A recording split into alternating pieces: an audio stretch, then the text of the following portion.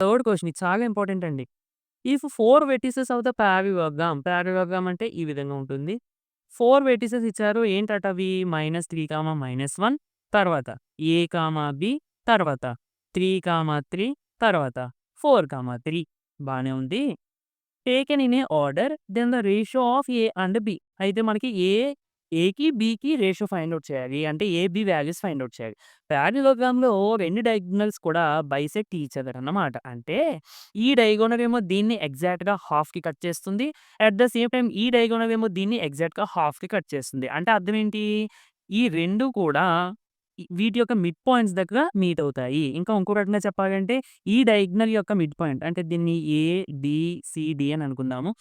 ఏసి diagonal యొక్క mid point ఎంతైతే ఉంటుందో బీడీ యొక్క డయాగ్నల్ సారీ బీడీ డయాగ్నల్ యొక్క మిడ్ పాయింట్ కూడా అంతే ఉంటుంది. సో, మనం చేయాల్సింది ఏంటంటే సింపుల్‌గా పారలెలోగ్రామ్ ఇటువంటి టైప్ ఆఫ్ క్వెషన్స్ ఇచ్చినప్పుడు ఏకి, సికి మిడ్ పాయింట్ కట్టండి. బికి, డికి మిడ్ పాయింట్ కట్టండి. రెండిటిని ఈక్వల్ చేయండి. మిడ్ పాయింట్ ఫార్ములా ఏంటంటే మనకి x1 + x2/2, y1 + y2/2. So, first ఏకి, సికి ఫైండ్ ఔట్ చేస్తే x1 అంటే -3 + x2 3/2, y1 -1 + x2 3/2 ఇది ఏసీ యొక్క మిడ్ పాయింట్.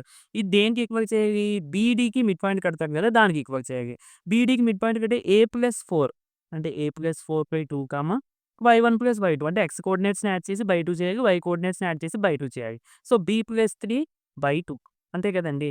సో, మనం ఎప్పుడైనా సరే 2 పాయింట్స్‌ని ఈక్వల్ చేస్తున్నాము అంటే వాటి యొక్క x కోఆర్డినేట్స్‌ని ఈక్వల్ చేసుకోవచ్చు. వాటి యొక్క y కోఆర్డినేట్స్‌ని కూడా ఈక్వల్ చేసుకోవచ్చు. సో, x కోఆర్డినేట్స్‌ని ఈక్వల్ చేస్తే -3 + 3 అంటే ఎంతండి మనకి 0 అంటే 0/2 = ఇందులో ఉన్న x కోఆర్డినేట్ ఏంటి? a+4/2 అండ్ y కోఆర్డినేట్స్‌ని ఈక్వల్ చేస్తే -1 + 3 అంటే 2/2 దట్ ఈక్వల్ టు b+3/2. 2 ఎందుకు ఇలా ఉంచేసానంటే బోత్ సైడ్స్ క్యాన్సిల్ చేయడం కోసం.